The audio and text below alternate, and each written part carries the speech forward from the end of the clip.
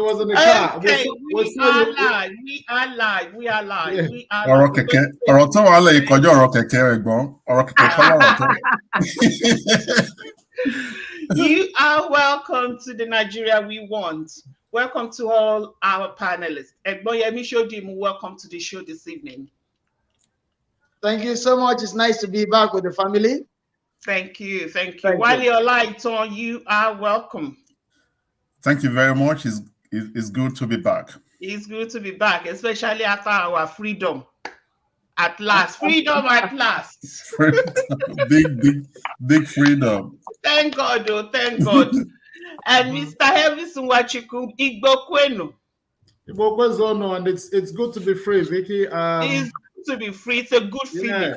Yeah, good to be out of detention.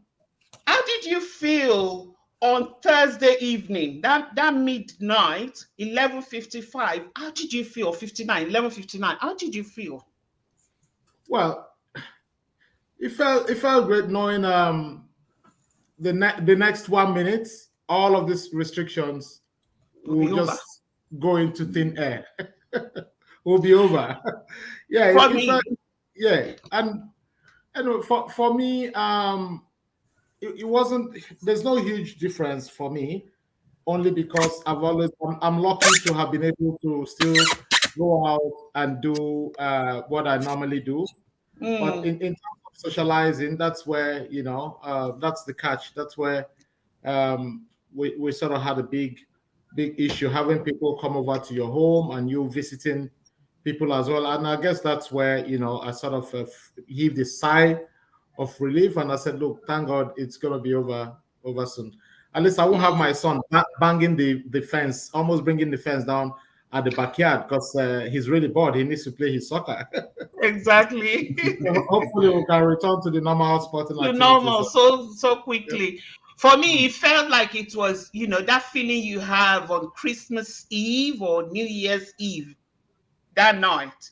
I was tempted to actually get into my car and just drive straight into the city, just look around. But I had to say, Vicky, go to Grreat. But I have to say, Vicky, you know what? It's not as bad. Come on, and you've been going out anyway, so let it go. But that was just, no going back, because this is what we all asked for. And the guy, Dan, said, no going back, oh. If 2,000 people are dying every day, now you sabi, no going back. We have started this journey, and that is it. So hopefully things will start. The numbers will start coming down. Wale, how did you feel? I just re-echo, a statement just made by Elvis. So just that same feelings. I've had opportunity of being able to move around during the lockdown. I'm able to do that with my nature of work, but knowing that there are still restrictions around the social, contacts, so my sense of relief was in that direction. That is finally we can catch up, and we've got a lot of catch up to do. We've got to catch up for the big 5-0 for Elvis, and a few other ones around, and so.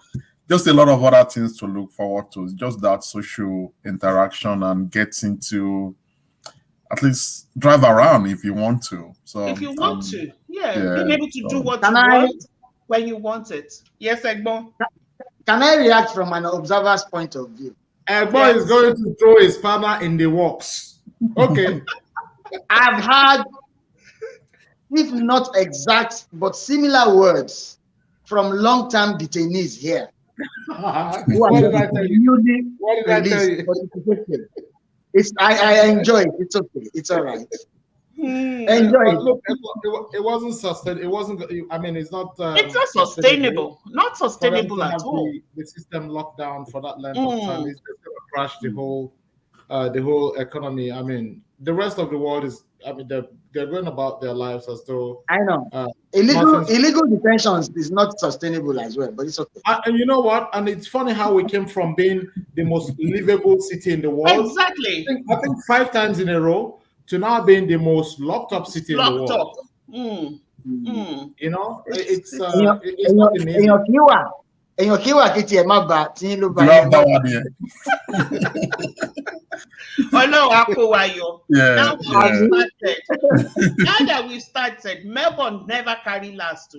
Melbourne never carry last. You will hear. You will hear. So before we move on along into today's topic, I just would like to call attention of our viewers all over the world to what we plan for today. We will be gifting people some naira, not dollars, not dollars, na naira to 2,000 courtesy of our sponsor. So 20 people tonight, 2,000 naira. And then 20 people, there will be 500 naira airtime for 20 people. But there are 3 conditions. Number 1, they've got to go and like our YouTube. They've got to go and like or follow Vicky O Show on Facebook. And number 3, they've got to watch today's show, because we will announce the winners during the show. Those are very friendly conditions, I must say. During the show. So it's only those that are here that will be able to take advantage of the opportunity. 2,000 naira can buy a couple of meat pies. 2,000 naira can buy meat pie and a bottle of drink or something. So here time, I mean, over how many gigabytes is that, Egmont? 500 naira here time. I think that's like 3 or don't know. So at least I can make few phone calls. So that is just I wanted to point out as what we are gifting to our viewers. Thank God for our sponsor, Capstone Medical Center. Thank you. I can also say that it can buy a good meal of amala and some orishirishi. It can. Yeah. Definitely. And with a bottle of Shobam. Fine, you've completed it. Shobam, yes. Yes, Shobam, right. Shobam can actually be one of our sponsors now. What are we talking about? You have a point. We'll talk about it. Yeah, we just have your logo somewhere there, and then we'll announce you every show. So we'll talk. No, all right, thank you. So let's get to today's show. We've been, courtesy of me, sorry again, a few minutes behind the scheduled time, so we will get straight into it. Mr. Wale Olaiton, our able moderator. Vicky, please, before we get straight into it, I just have one thing to say. Can I go? Can I? Yes, please. Yeah. Can I flow?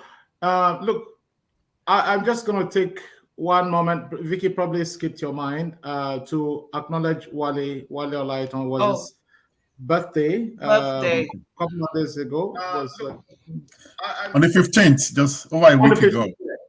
Yeah. And we have a video made up for him. The video is actually on YouTube also. I'll try and get it out. That was one of the things that I was coming home early. I left people at the party thinking I have 1 hour to get things done. So I'm sorry. If we can't play it today, definitely next week. All righty. So let's happy birthday. Happy birthday. And thank you very much. Thank you. Happy birthday. Yeah. Thank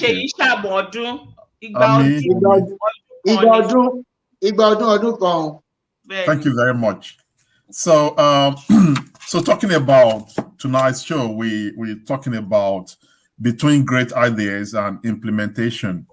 We know that our politicians and technocrats and great thinkers, we have great ideas on so many levels. But what we found is that there's a disconnect between ideas and implementation. And that is very, very common. We've had cases in Nigeria where we've had people like technocrats that have done well in different parts of the globe, you know, they come back home in different areas. They have great ideas, but they are unable to really do promise. They are unable to deliver what they actually promised to do. And a good example, we have the ousted Afghanistan president, Dr. Ashraf Ghani. He was well known as international expert on failed states.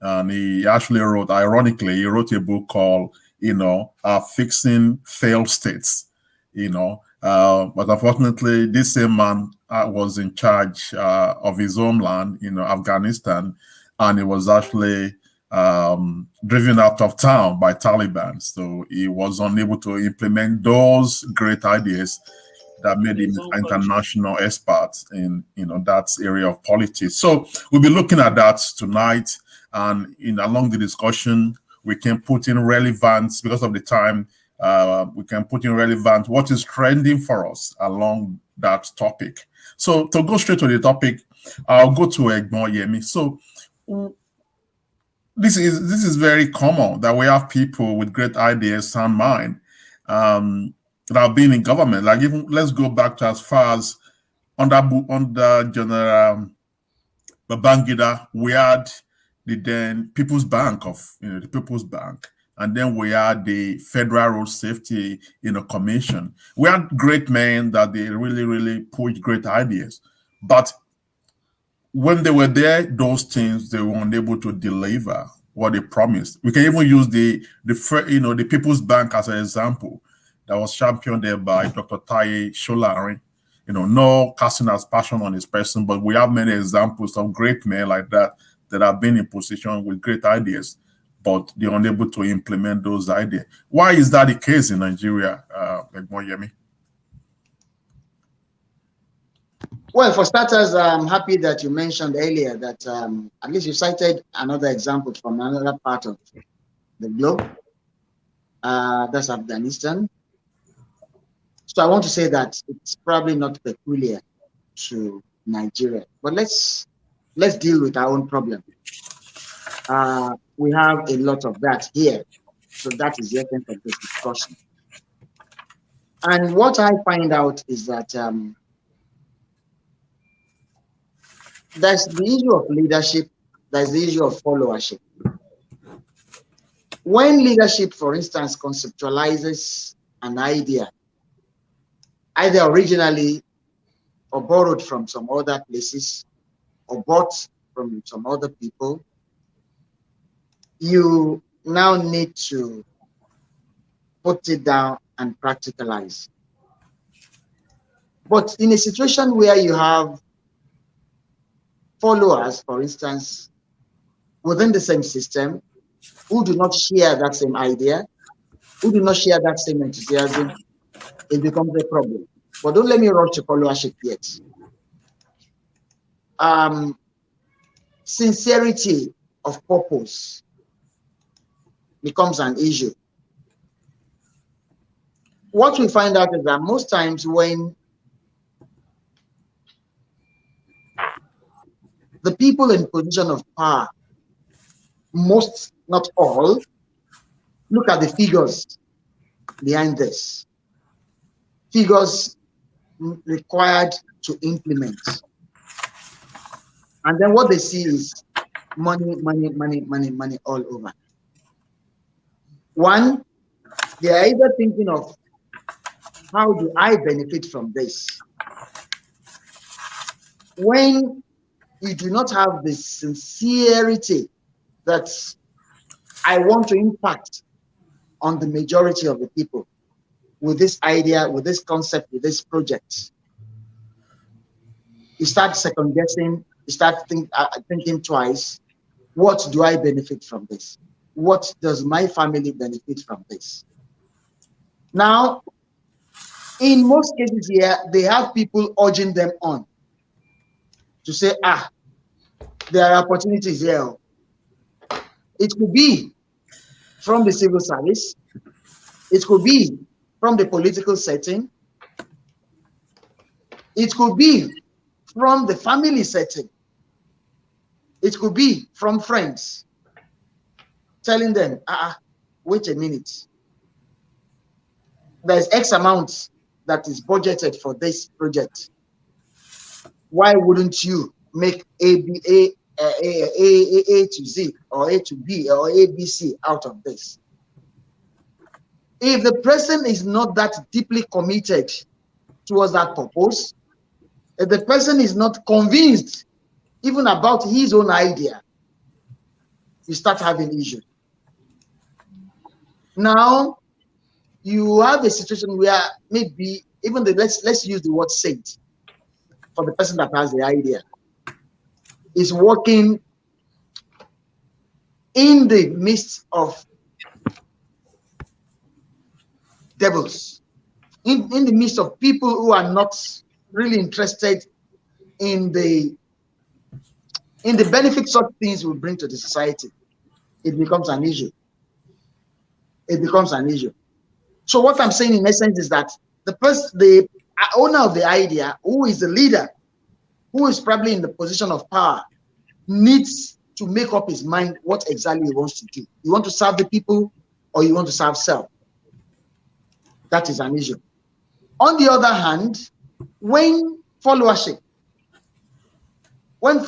is really not deeply rooted in the progress, in even their own progress. If self is what is out there, then it becomes an issue.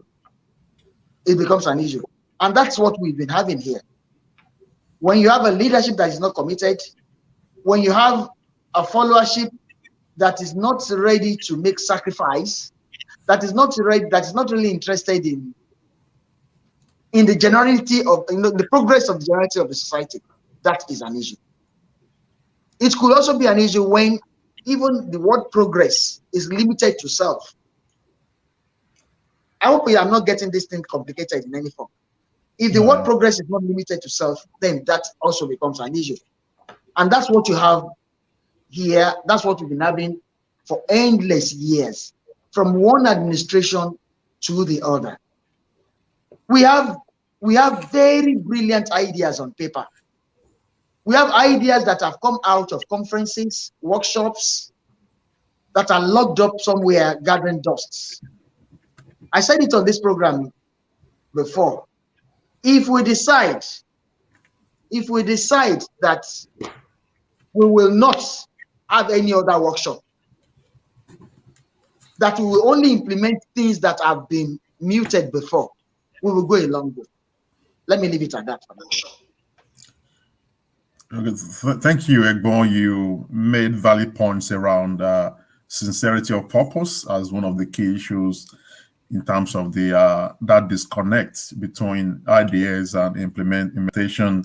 You made reference to what I can call the Nigerian factor in the way we do things, that even regardless of the best intentions of our politicians, people are still surrounded by family members and friends and community, and then that do have a considerable amount of influence on their actions. So I go to Elvis now. Look, and I want to really be more specific in terms of the current government. My observation recently is I listen to people that are real key players in this government. I listen to President Buhari himself in his speeches. I listen to his vice president and some of the other key people. And sometimes to me, they're sounding as if they're outside the government. They're sounding like the tone they used when they were in opposition, when PDP was in power, and then they were in opposition, and they sounded in the way that if we get there, we're going to fix things. But 6 years later, that they've had 6 years to fix this, we're still getting the same kind of argument on the outside. Elvis, what do you think is really responsible for this? A kind of detachment from that reality of, look, you are the boss here. You are the one in charge of this. You can't be pointing, accusing finger to the man that left power 6 years ago. Why is that, that strong an issue in terms of even socioeconomic issue? You get pronouncement as if they are not actually in charge. Wale, the current government, came in. Before they came in, they had made a lot of promises to the people. They came with the toga of change. We're going to change. What's been going on. We're going to change the scenario. Is going to be a better life for Nigerians. And like you said, 6 years down the track, they're coming to terms with the reality of the fact that perhaps maybe it's not that easy. It hasn't been as easy as they anticipated at the start.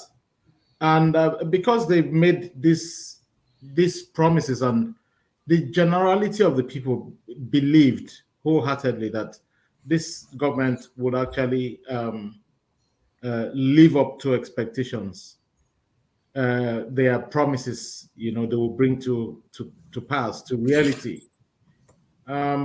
But haven't failed the people in the way they have 6 years down the track. They have no. The other option they have is to blame their predecessor, who left power 6 years ago. Even in the area of security, I've heard comments like, "Oh, it was." How true is that? It was worse off. The security situation was worse off 6 years ago. Than what it is today. It just tells me these guys perhaps were not really prepared to come in and govern. That's the only way. That's the only one of the explanations that I can lay my fingers on. They probably weren't prepared, or they didn't understand the enormity of the responsibility they were coming in to face. And now, wearing those shoes and seeing the reality and the amount of things that they have to deal with, maybe they're in a situation where they're rather surprised or shocked, because it's easy when you're a spectator, you're watching a game. It's easy to see all the mistakes of those who are on the pitch. Or in the court of play, depending on which sport you're looking at the time. But when you actually get into that same position, you find out it's not as easy as you had envisaged. So it's the case of lack of preparedness and lack of ideas, honestly, to move things forward. I mean, and lack of the sincerity of purpose that Ebo mentioned here. I was listening to, was it on channels? I was watching a program on channels a few days ago. And this had to do with, I think it's the current budget. If anyone has any info, please feel free to chip in.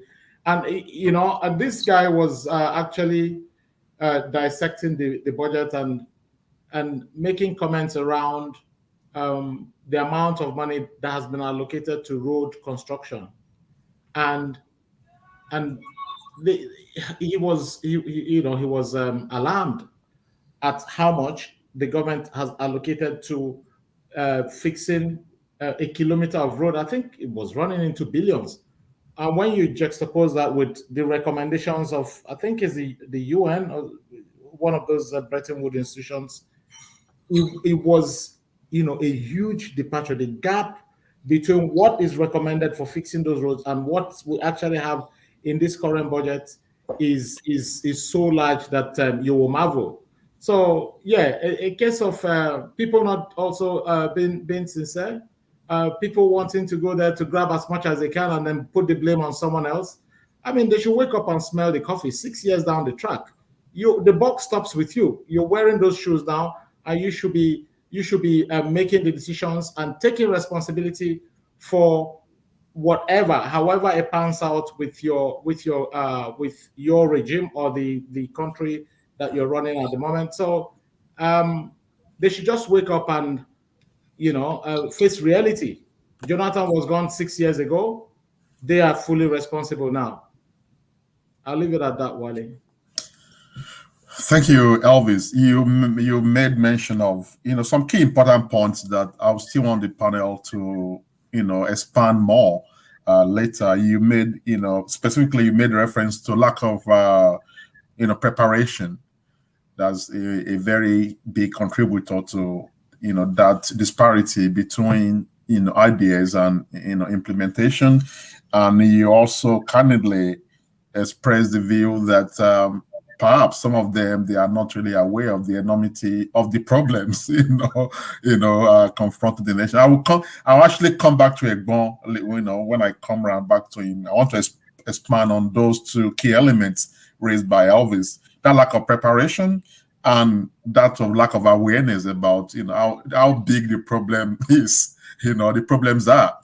Okay, I'll go over to Dr. Vicky now, and I want to appreciate great minds in Nigeria that have worked with Brentwood Institute and some big international organizations that have returned home. We have Dr. Ngozi Okonjo-Iweala doing that, representing us well at WTO. We have Dr. Adesina at the African Development Bank, and we have a host of others in so many areas doing great things. Why? Well, on the flip side, we've tested some of these people in Nigeria, and they've not been able to really live up to what they say, and what is that factor like making it difficult? Let's even assume that there are some of them in part that they've got no idea of they don't even have the ideas. What can we make of our great minds that, they have this great mind, sound mind, but most of them have also failed when given the opportunity in Nigeria?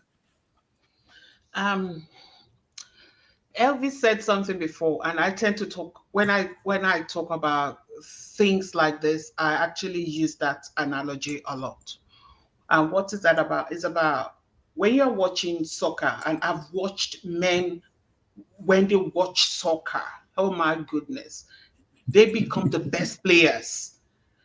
I'm not into soccer, but when I just observe that they go crazy, like they know where the ball is supposed to go, how the person kicking the ball is supposed to kick it, the measurement, they can explain everything by watching.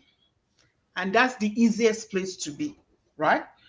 Now, when we now talk about Nigeria is a football, is a pitch, it's a football pitch, it's a football stadium, it's a stadium whereby it's not like everywhere else. And the purpose of the Nigeria we want, it's not about for us to put blame on the government. It's about for us to be conscious of our people, individual people, you, myself, Egbonyemi, Elvis, Wale, Tolu, everybody. What are you doing yourself? Now, we have leaders that lack no ideas. We have them. And then we do have those that have great ideas. They have great minds. And there are some people that just, they don't, I was listening. My husband actually sent me a video of Dora. You remember Dora? Yeah. And I listened to how articulate that woman was and how she, her plans for Nigeria at that time, so many years ago, so many ideas. And what happened to her? Her husband was recently killed in that place. Now, you may have all these great ideas. When you get there, who are the people that you will be dealing with? So yes, we can sit on a high horse and point fingers at those leading the country and blame them. But when we look at what we do ourselves, come on. No wonder people like Iweala had to go back to where she came from. She had to be, she's doing okay where she is now. Because Nigeria is just not an easy place to be and to rule. We have those with that they go there to grab. No one, and there are many of them, because even if you try to do good by these people, are they, are they ready? It's quite sad. I mean, we need to be honest with ourselves. It is sad that people can't see, they can't see more than me now. Now, what is making me say all this? When a little girl who lost her father and her mother was taken to her auntie's place to be raised by this auntie, and the auntie's husband, a pastor in the church, a lecturer in the university, started raping her only 2 weeks after she moved in. I mean, a lecturer and a pastor. And that kind of person will come out blaming Buhari, blaming Oshibajo, blaming whomever that is blamable. What is he doing in his own house? I mean, I hope I'm getting my point out. So when we say, oh, the leaders, check out yourself. Check out what you are doing yourself. Now, the girl, after the man made her life miserable, if you report to your sister, to your auntie, I will make sure she sends you packing. I'm not going to pay your school fees. I'm the leader of this home, blah, blah, blah. At the end of the day, the woman caught them having, sexual relationship, and she beat the hell out of this girl, sent her packing, right? She got somebody else, another family member, the same thing again. Same thing again. Now, when you now look, and it's so rampant that who are those people blaming the government? What are they doing? Now I'm talking about men doing all this. How about the woman that was supposed to care for other people's children? Even they are not your children, care for other people. Care for other people. But they are the same people that will go to church praising God all the time, 24/7. Meanwhile, what are they doing at home? What are they doing at home? And then they are the people blaming the government. Now let's talk about market people. You want to buy Congo of rice, they've pressed it so that you think it's the real, 1 liter or whatever. I'm not sure how they measure it in Nigeria, but they've beaten it that instead of you having 1 kg or 1 whatever, you are only getting 750. And then they are the ones going to church, praying to God, asking for government to do the right thing by them. But the little that they have, what are they doing with it? The place people they are leading, how are they leading them? Leaders at church, or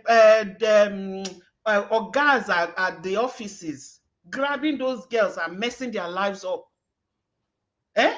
Bank managers sending their staff members to go and be chasing men, knowing that they are using them to for prostitution, just to bring money in. How can the country be good? Every one of us have roles to play. If we are not doing our own part, and whatever little that has been put in our hands, we are not doing it well, we are now blaming the government, and we are praying as if God is deaf. God is not deaf. How can God listen? So my whole point here is, yes, we have great minds. And now, put so many Nigerians together. Every single person knows the answer to our problem. You know how vocal we can be. We talk about it non-stop. I just came back from a party. That was all we talked about. Yeah. Mm-hmm. And you can see everybody talking upon each other. I'm like, you have the answer. You too, you have the answer. You too, you have the answer. But why are you not doing it? In business, as entrepreneurs, we talk about this. There's something called speed of implementation. You get an idea, speed of implementation, get it done. Don't sit with it, because when you sit with it, when you don't do it, what tends to happen is there is something called paralysis by analysis. You get paralyzed because you are over analysis. So there is speed of implementation. Get it done. Don't, you know, what if I don't? What is this happen? But Nigeria, too many cooks. What happens to the pot of soup? You get burnt because there are too many people. Everybody knows the answer. The other thing is, you're talking about great minds. If you go to Nigeria, we talk about this every time. But let us pack our bags, the three of us, go join Egbon. Let's say, let's do this the way we think we know how to do it. The frustration will kill. They will frustrate the hell out of us. That you won't last. Me, I know I won't last for 1 week because I can't stand it. So the problem is, the people there already know that you are coming. You want to come and show us that you know better, then they frustrate you. So, my dear brother, that is just my own piece. I'm sorry. That's just. Thank you very much. We're still talking about great ideas and implementation, and you put your touch on that topic. You know, aside from pointing fingers to the politicians and people in government, you try to bring it down to the commonest denominator in terms of we are all responsible one way or another, because from the school lecturer to the market woman, and all that. But it's just a place of a survival of the fittest, sort of. Because if you look back, we were really good people. We're not, like this. For when we flash back, I think I'm the youngest person here.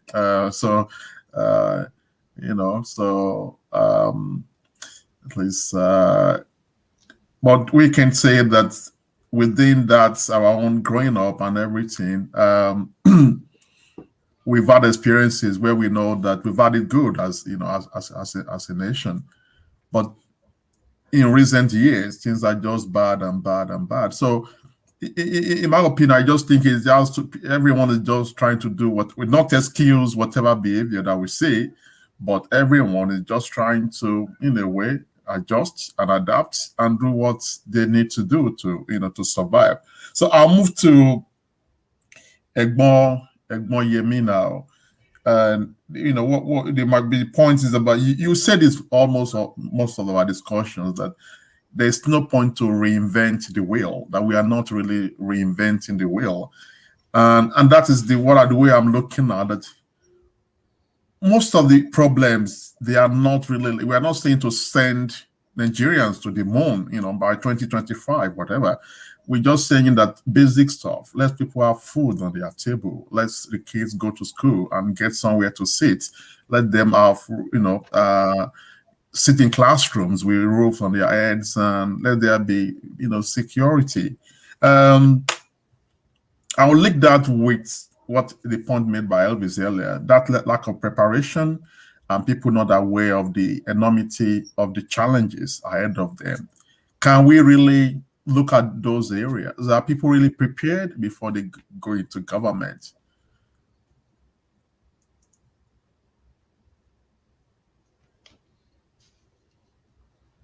I've listened with rapt attention to both Elvis and Dr. Vicky. And starting with what Elvis said earlier, it was obviously more of, let's grab power first. Let's just grab power at all costs, at whatever cost, grab power. That was the project. In the process, promises made to Nigerians were words that they felt Nigerians will want to hear. We will fight corruption. We will do something about security. We'll bring inflation to almost zero level. Naira will be equal, will be at par with the dollar. Those were words that they knew Nigerians wanted to hear. And of course, the ultimate thing was grab power. And then let's see what we can do thereafter. Let's see what we can do thereafter. This is not to say that some good things have not been done. I mean, let's give kudos for that. Some good things have been done, seriously. But the honest truth is, it probably falls far, far below the expectations of the average Nigerian. It falls below it. Now, and just as you rightly said, Wale, listen, what Nigerians are asking for is not much. Nigerians are not asking for, they're not asking for the moon to be placed in a plate and served them. No. Nigerians are asking for the basics. And it has become such a Herculean task. Basically because, one, we politicize everything. We consider there is ethnic consideration for almost all our decisions. It is an issue. Sincerity of purpose is major. That becomes an issue. Vicky was right also when she said,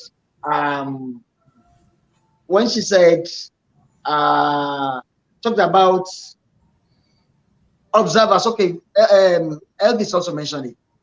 All observers believing, yes, we can do it from the observer's point of view, and then bam, you're landed there and you're a non-performer. People have come from other societies, other settings,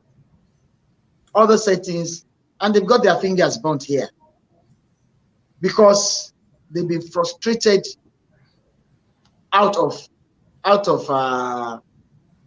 their objectives, out of what they desire to do. Most times, of course, while you were talking, it was Lagbaja's song that was ringing in my head. Lagbaja's song was ringing in my head all along. Is it 200 Momo? No. Okay. Bomileno, Feposi, Fatasi, Pegusisi o, Ẹja gbígbẹ, irú náà sí, ó yá fẹ̀fọ́ sí, ó ṣá ti tẹ́ ẹ lọ́rùn, ṣó tẹ̀ ti jiná o, lójú ara rẹ̀, ó dẹ̀ ti ṣẹ̀fọ́ nìyẹn, blah, blah, blah, blah, blah. It goes that way. In other words, the chorus is Enu dun rofo. Rofo. You will come with some brilliant ideas, and somebody sits in one corner and says, you think you can do it. Oh yeah, let's see it. Let's see you do it. By the time one or two files disappears, what?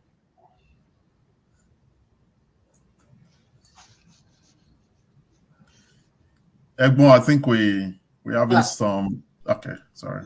There are people who do not appreciate good work, purposeful work meant to better the society. What they think of is their own bank account. How do they swell it up? So these are things we struggle with daily. I don't know whether it's the level of our development, but we need, frankly, in all this, we need a leader that can close his eyes and say, whether you like it or not, we are implementing this. We are going to get this done. And whoever is going to stand in the way of this goes to jail. Whoever is going to slow us down will be removed. I was listening to the words of, I was listening to the founder of Modern Singapore. Exactly, yeah. Just a few days ago. That's Lee Kuan Yew, what's his name now? Yeah. I've read his book, but I saw the video where the man was talking. He knew there were people who are going to be obstacles. He knew it. And he was prepared to remove anything that was going to stand in the way.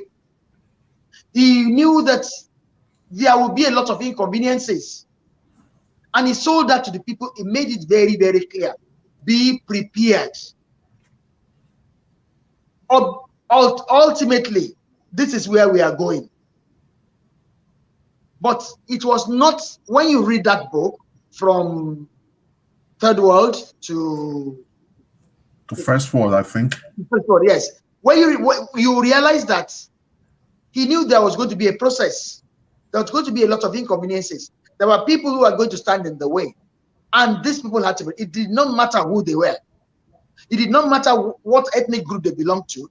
It did not matter what religion they professed. We need to get to that level. Unfortunately here, when I listen to speeches by political office holders, usually I'm a bit skeptical when they read from their scripts. Okay. Usually I'm a bit skeptical because most times these are doctored ideas. These are things prepared by civil servants. These are things prepared by aides.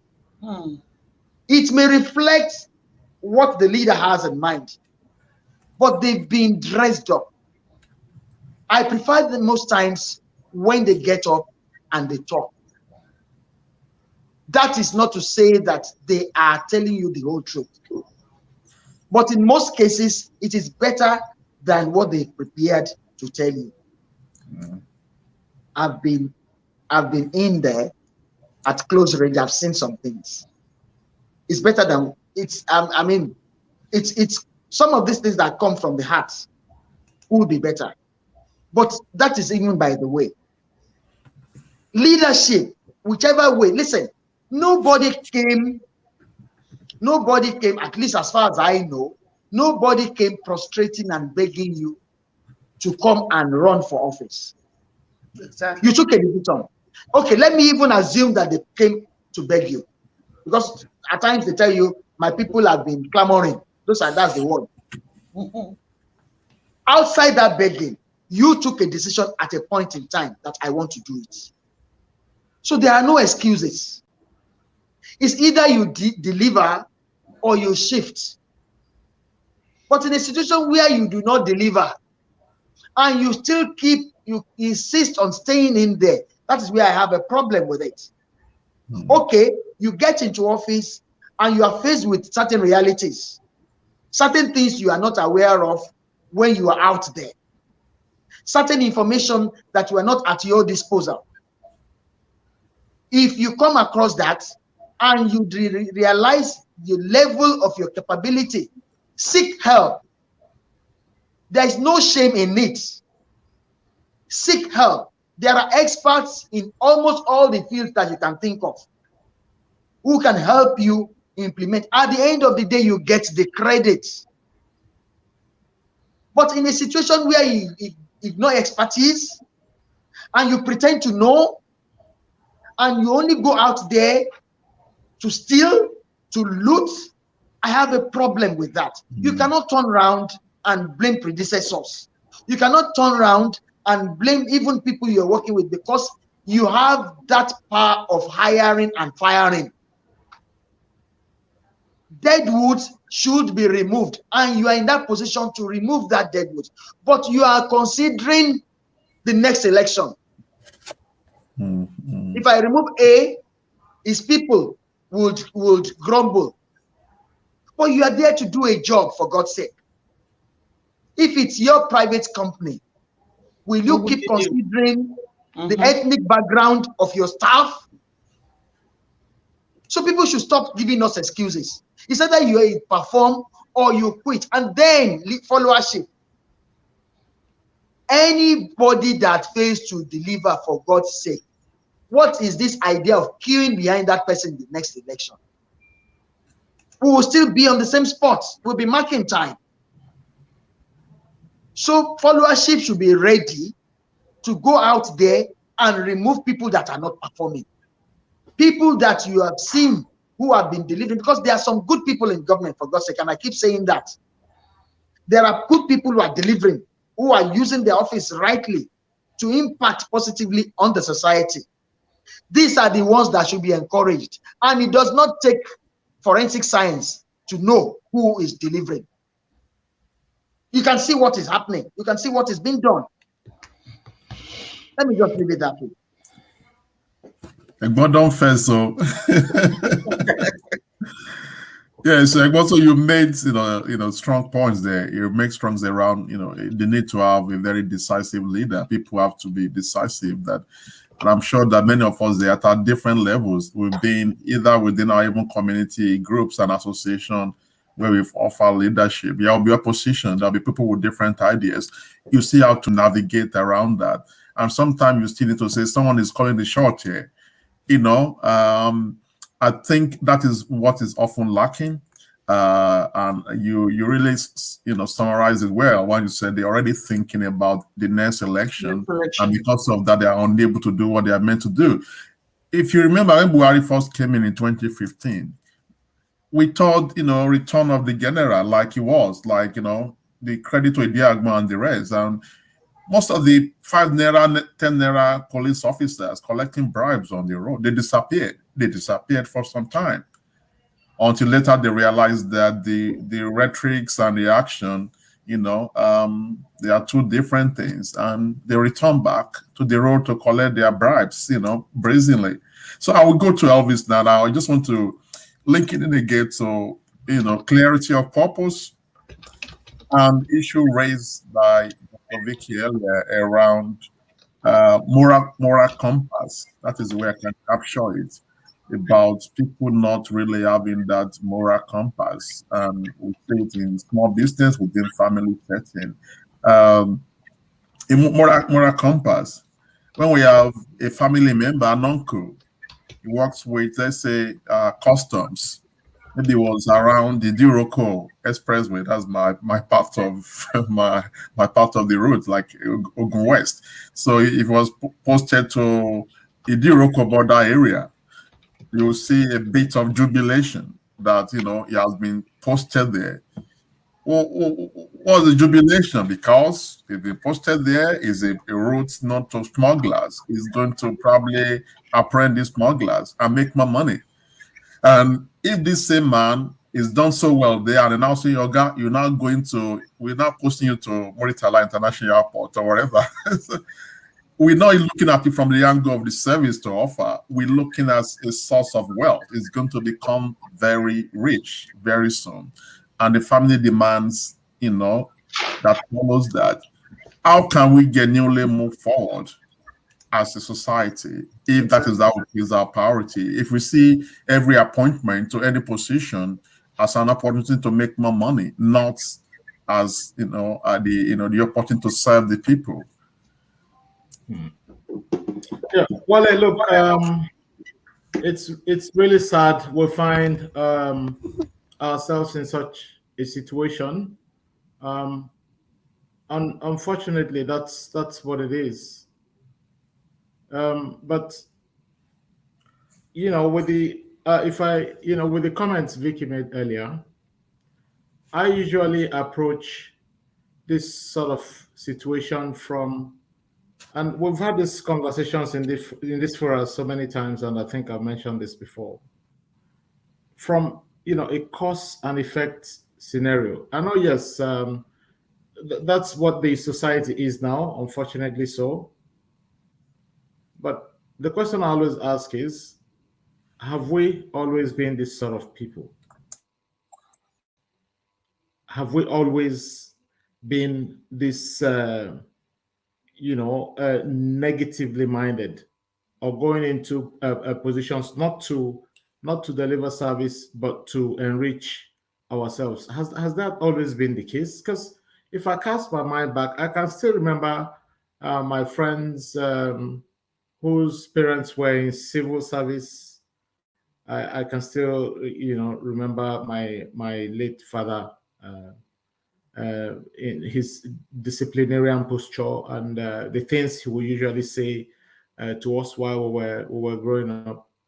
I can still remember, even in my village, You used to have a, a semblance of like a village court where even if you stole as much as a fruit, they bring you to that village square. You're trashed, you're disgraced before the entire village, and anyone watching will, of course, not want to be treated in that manner. They learn their lessons, and from a fig tree, you learn a parable. You don't wait till it happens to you before you do the right thing. So we have never been this sort of people. But the question I'd rather ask is, where did it all go wrong? I mean, yes, there's a failure on the part of the people, but the bulk of the failure, trust me, is on the part of the government. Wally, you think about it. Well, your children are in the UK. You're widely traveled as well. If you take away social security benefits from the West, from Australia that we are, the US, the UK, Canada, and the rest of the world where you have social security benefit, do we honestly think things will be the same? People have to survive. And I'm not justifying any criminal or bad behavior, but if you push a man to the wall, you don't expect that man to open that wall and keep moving. At some point, he's going to fight back. And this is the only way our people know to fight back. And, generally, it's known that Nigerians are the happiest people. They are very resilient. No matter what you give them, they always keep surviving. They keep smiling. And the way they do it is because, there's no other option. They just have to eke out a living. They're not going to die. If you remove social security system from Australia, while you and I will be hiding somewhere. That is the reality. The government here recognizes the importance of helping those who don't have jobs, who are struggling, give them stipends to survive, so they think less of doing evil things or doing crime, and that's the way they can be supported to ensure that there's sanity within the system, there's sanity within the society. I think I made this comment here before. When at the start of COVID, last was it 2020? Last year. Yes. COVID, when people were when you go into the shops here, you will find toilet roll is gone, food, everything were gone from the shelves. People, I'm sure some people thought the world was coming to an end. So they thought, we're not going to get food supplies anymore. We're all going to die. The rate of gun license applications within 1 week increased to about 1,500. By the next week, it increased to 2,500. They had to place an embargo and say, look, don't issue these licenses anymore. And the only reason was because people were seeing this sort of situation where, there's not going to be food anymore. We're all going to be in trouble. They were buying guns to protect their families. So if you take away social security here, there's going to be chaos, to be honest. So the government has actually, look, it's easy for us to say these things, but that's the reality. If things were done correctly and we continue with the flow we had in the 70s, the progress, 70s, even up to early 80s, I'm not sure we'll be talking about what we'll be having this discussion today. I mean, who goes to a government secondary schools these days? Sending your children to school, you need to pay, how much you pay when you are there. To primary school, to secondary school, you know where to send your kids even to the public school that in our time, a lot of people will attend with pride. You can't do it now. How many people can afford to pay those enormous school fees they're paying? The universities, the same thing. So the people have to, they just have to survive. And it's a failure on the part of the government not having done the right things. I mentioned here the other day, like in Festac Town, where I was, where I grew up, you go into a house, you'll find, it's furnished for you. You have the landlines, you had a bed already, you had water running, you had electricity. Our roads were being swept, Wale, the way they do it in this country. They sweep our roads, with the same kind of trucks. Yes, I had friends in satellite. I saw it. It happened in my lifetime. What happened to all that? Where did all that go to? It's gone out the window. When is it going to come back? So I always, when when I think about the attitude of our people, yes, things have gone really, really horrid, things have gone bad. But where did it start? When did we start becoming this sort of people? What have we always been like this? Have we always been this sort of people that, you know, we can't live honestly, or we can't do things correctly? We need to be watched all the time. Where did it go wrong? That's the question I'll be asking. You know, so yes, the people have a role to play, but yet the government has a bigger role to play. It's just like in our homes as well. If we want to live by example, the kids look at you, what daddy, what mommy is doing, and they want to emulate you. If you're doing all the wrong things, that's probably where they're going to be. But if you're doing right stuff, showing them the right examples, in this balance, the government is the parent. That is the truth. And as long as things are not being done correctly, you're not showing that, you know, you're not showing the people that, okay, look, we really want to look after you. I'm not just saying it. You're actioning it, and they can see it. They will be whipped into line naturally. It's not just by what in Nigeria, the change you want starts with you. No, it needs to start at the top, not with the people, and then it trickles down. So yeah, the people have been pauperized. I've said it so many times, and I'm not going to stop saying it. The people have been so pauperized that they can't, you know, all they want to do is just to survive. Our people are living in abject poverty, in squalor, in penury. And they're not just going to die. So yeah, the government needs to do their part, and then you will see the people will follow suit. They have no choice but to follow that right path. Wale, you just mentioned it here, when this government came into power, that the policemen who used to stand on the roads, you know, to collect their 5 scampered away. They all ran away because they thought, oh, the change is finally coming. The general is here. This man is a man who's not going to condone corruption and all of that. And that's the attitude. If they had implemented all of that and continued in that frame as well, honestly, things will change. They might thinking about it alone that, oh, this guy is here. This guy is a no-nonsense man. If we don't do the right thing, we're going to be in trouble. And then we find this sort of scenario. It goes back to business as usual. So it just tells you the way the mind is thinking. Once the right person is there and they intend to, they have the mindset to do the right things, and they start doing the right things, the people will follow suit. The people are not going to change the government in that sense. It's the government actions, you know, and implementing those actions and doing the right things that is going to bring the change to the people, and our people will start behaving. So, my brother, I'll leave it at that. Thanks so much, Elvis, for that very passionate point. You really capture it, you know, very well. It has been a very balanced, you know, kind of discussion, you know, as we always do on this program. And to me, the take is Egbon's. I follow Egbon's it's a satire, you know, where Egbon put his own kind of lens on what's going on in there. I don't really know whether most people that follow that whether they really get it. As just you know what, it's only the deep that calls on to the deep. Yeah. So, but it just some of the stuff he puts there just really, really, you know, laugh. And I remember I commented in one he posted maybe 2 or 3 days, 2 days ago. I commented in Yoruba actually.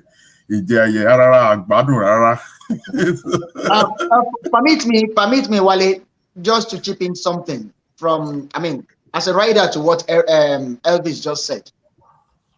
Let me just narrow it down to the police. Every time we have a new Inspector General of Police, it comes up with pronouncements. No more roadblocks. It says, ensure bail is free. It reels out a number of things, and you say, oh, okay, let's see what happens. Those things you find being implemented in the first few weeks. By the time he settles down into office, I'll tell you, with all those things you will start seeing reoccurring over and over and over again. It has happened so many times. So now that when you now have a new man, a new sheriff in town, you just smile. You just smile because whatever you are hearing is probably to please you for that moment.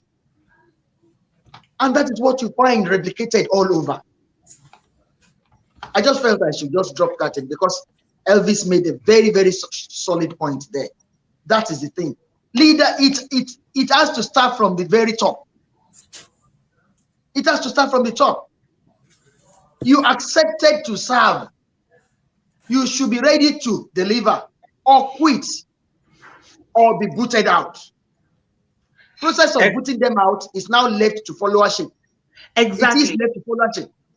Egbon, my point here is, let me use an example of the woman, the leader in New South Wales. I can't remember her name. Gladys, the premier that resigned 2 weeks ago. She was doing her job, but she had a skeleton in her cupboard. And that skeleton came out only a few weeks ago. And she had to resign. It's the followership that will ask. It's the followership that will push. It's the followership that will do what they have to do to make it happen. But I believe our conscience is stopping us from even doing what we have to do. How can you go out? Is it poverty that is making your libido to go crazy for your niece? But what will you call that? Is it poverty? Is it hunger? Instead of you taking care of an orphan, you are using your power over that person. You know, there is a saying that if you are born poor, it is not your fault. But if you die poor, it is 100% your fault. Yes, we have horrible leaders. Yes, we can do something about it. But I can only get up if my mind is clean, if I'm doing what I'm supposed to do for underprivileged around me, for children that don't have people to look after them, for widows around me. I can only do that with clear conscience. But even the people that are leaders within their community, what are they doing? Fathers in the home, what are they doing? Young boys around, what are they doing? We can point fingers. All these people that we are calling leaders, where did they come from? They did come from the heaven now. They came from amongst us, and they know what we are like. And they are giving us what they think we want. But if we can actually talk to ourselves, let's change our ways. Let's change our ways. Yes, when we can do our own, we can get up with our head high, with our shoulders high, and say, come on, you people, we are going to get you out of here. That is my opinion. I need to quickly say this. I need to quickly say this. Elvis, I will need to pause you there. And okay. Elvis, so when I come to the final words, which I'm going to do very soon, please use that as your final words. My next question is actually for Dr. Vicky, and that's specifically around leaders, having this, self-reawakening when they are no more in power. It's as if they have this sense of clarity. And I just wonder why that happens, that when they are no more in power, then they have this clarity.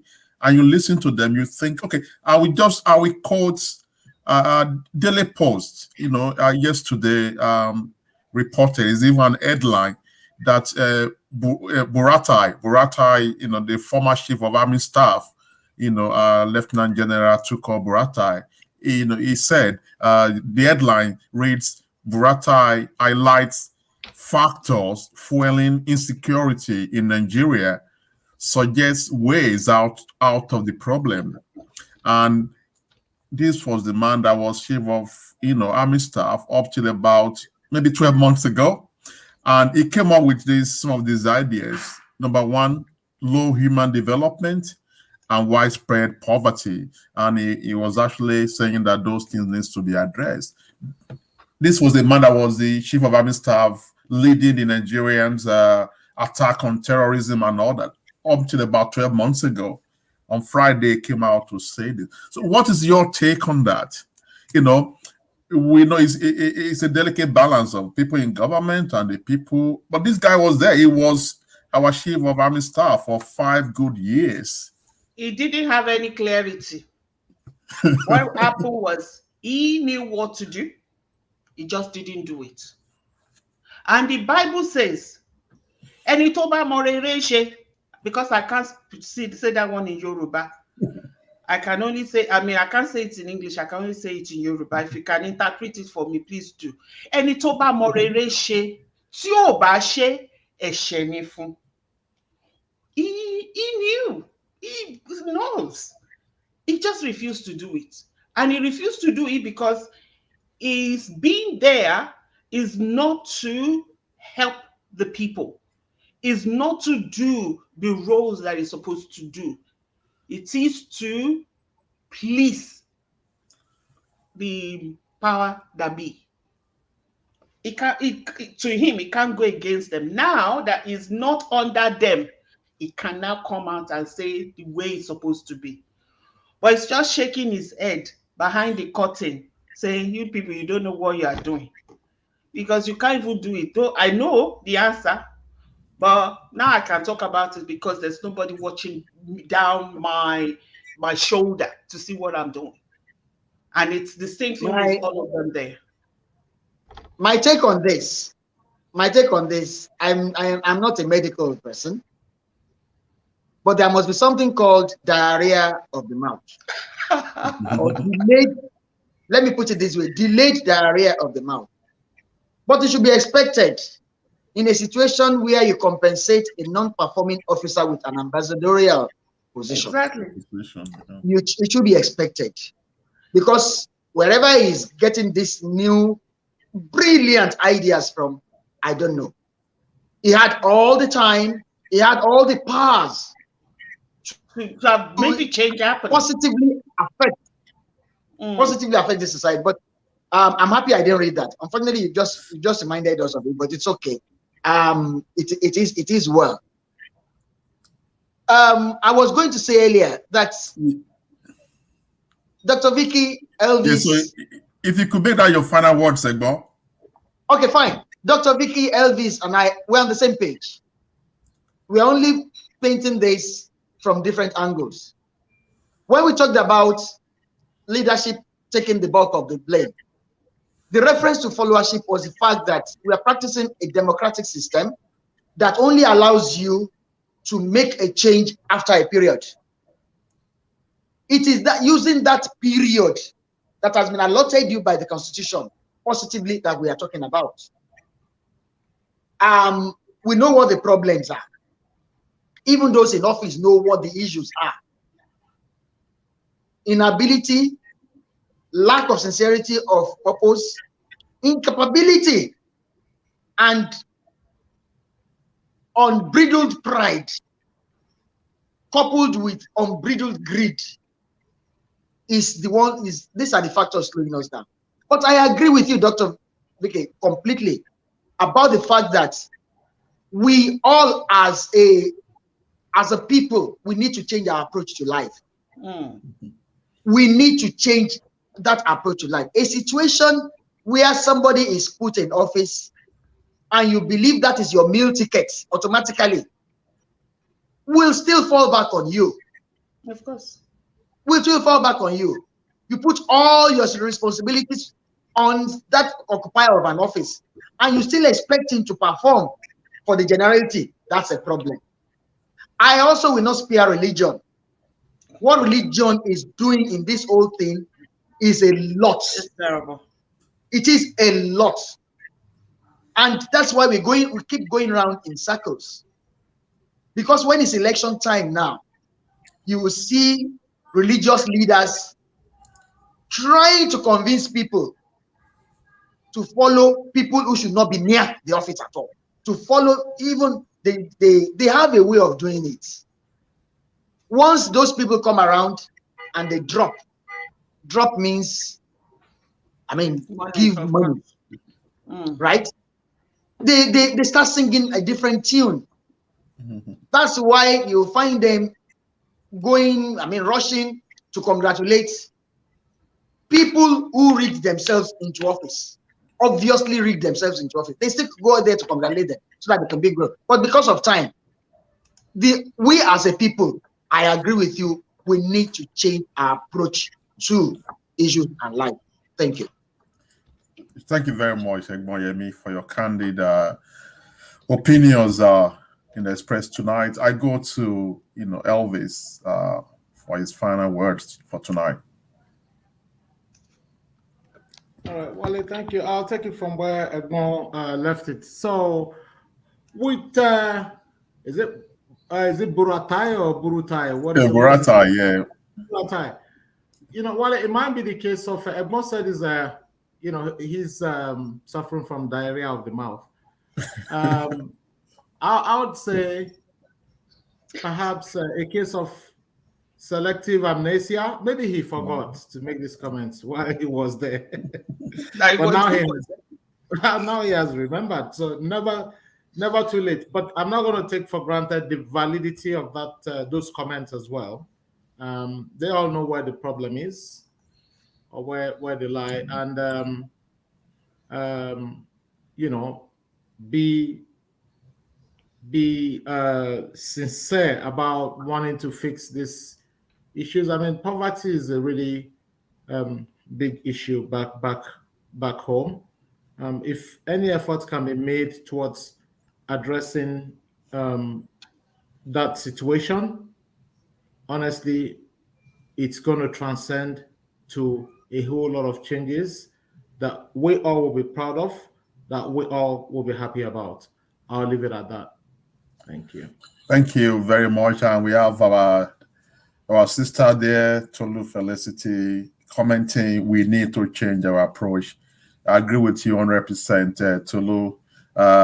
We can't be having 1 million people sharing to our savage story and not even commenting about. That's a topic for another day. I don't know. I don't want you to get there, Dr. Vicky. So we can't have a situation where having millions of people sharing that, and issues that that are affecting lives of millions of Nigeria, you hardly see people even talking about it. You hardly see people even commenting about it. That should be what we start from. Mobilization towards 2023. We cannot all be critics all the time, talking about the same thing over and over again. And when it matters, we are not there. Especially, I'm reaching out to people of my generation and maybe people from the younger one as well, that we need to move beyond these rhetorics and start to really do something. If you want to become a counselor to make a difference, go for it. Start from there. Make a difference. Do whatever you can do as a counselor. Do something different. Let people see what you can do. Who knows? Maybe 4 years later, you can become the local government chairman of that same local government, because you can sell your ideas and you can implement those ideas. So that'll be my final words for tonight. Over to you, Dr. Vicky. Wow. What a great show we've had today. Lots of laughter, lots of, real talk. So thank you, my wonderful, brilliant panelist. Eshe Ghani, thank you so much. So, to all our viewers, we want to say a very big thank you to you again for coming on. And, there's been lovely discussions, and some of them do comment about, we have some people who are new, who are watching us for the first time. They don't even know we existed.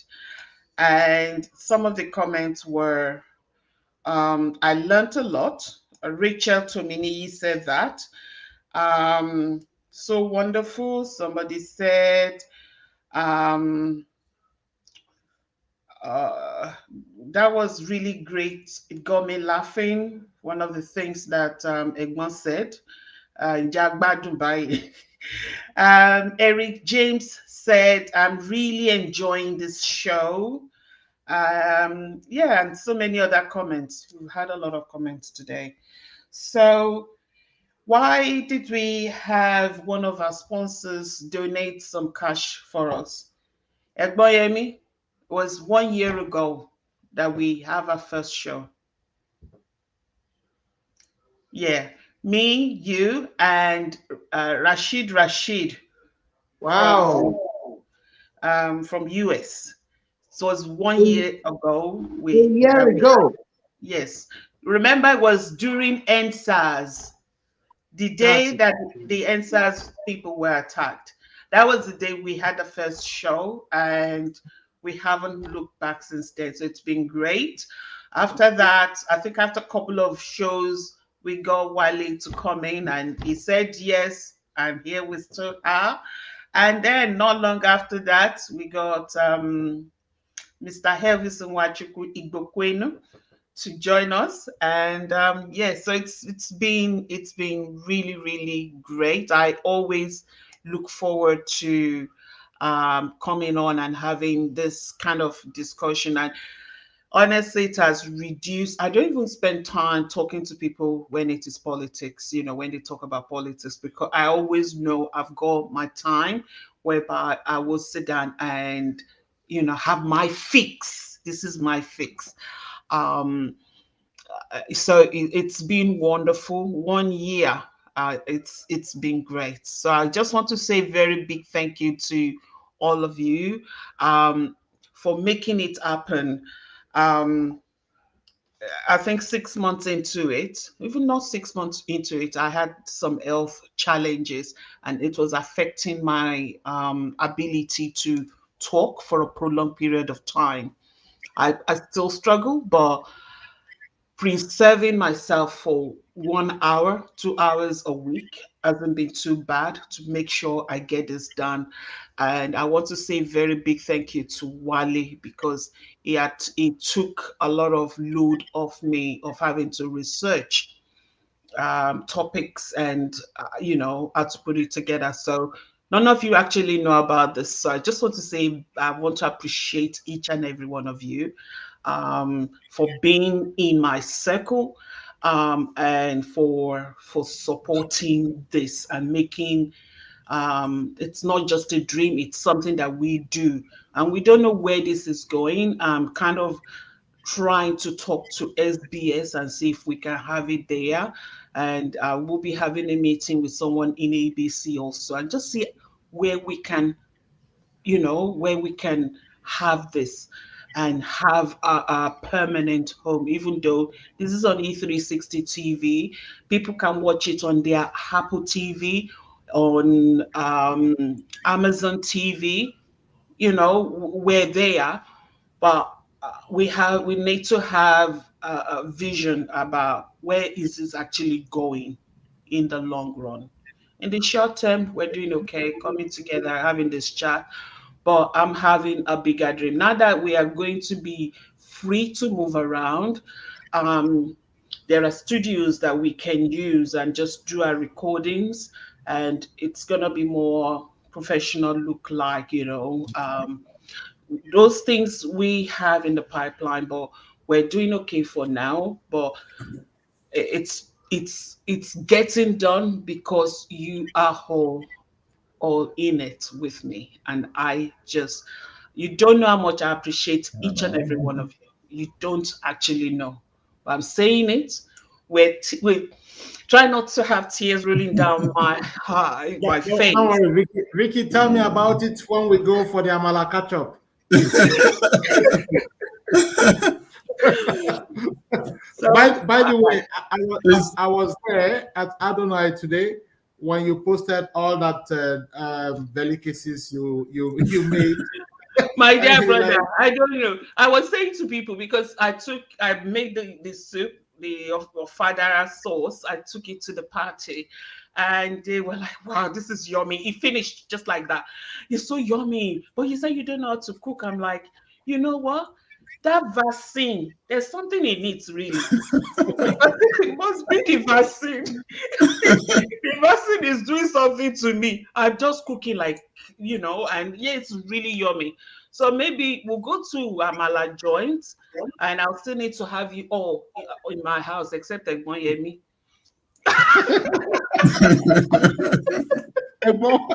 That's good. That's discrimination. We'll post something to Geographical When we go to Nigeria, we will go and catch up at Egboyemi's house, and Egboyemi's wife will cook for us. How about that? No problem. No problem about that. Anytime. All right. So yes. So thank you, everyone, and thank you to all our viewers. We've got lovely. I just want to use this opportunity to thank Tolu Felicity. She's been more, even though we didn't give her any role, but she's been more like a publicity person. You know, operations manager. Yes, always sharing, always out there. Yeah. Yes, so we want to say a very big thank you to you, Tolu Felicity. And right here, right now, Tolu. Wale, do you want me to announce? Because we talked about it briefly. We didn't really talk about it. I just saw your message. But there was something she said, and we were supposed to talk about it. But I want to give her my word. The laptop, Tolu will get it for you. Okay. Cool. So we'll get it for you. We'll talk about it later. Now, the last person that I want to appreciate is my new mentee. So I've been mentoring her now. I'll be coaching her. Her name is Rachel Tomini Ashiru. Today's our first time of actually watching the show. And Rachel came as my mentee. She attended my free 6-week mentoring program that she never knew anything would come out of it for her. She just wanted to learn and be this better person. But out of all my students, this particular lady showed herself to be, you know, she was so out there, always attending the session, 11:30 at night, every week, every week for 6 weeks. She'll be there early. She will be the one submitting her assignment the following morning. Every single week. This girl I just felt so wow, you know, and I could see her blossoming every week.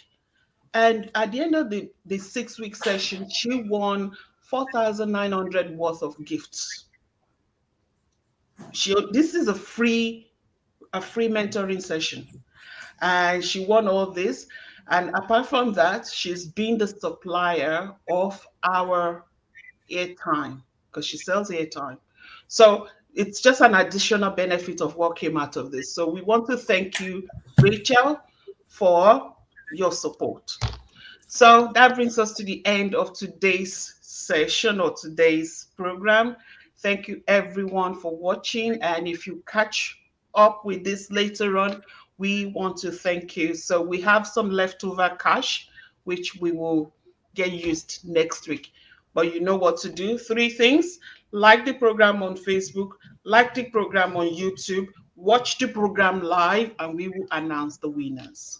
What do you say, panelists? Bye. Yeah, sounds good. God bless you all. Thank you. Thank you. Thank you. Bless you. Good night, everybody. Good night. Good night.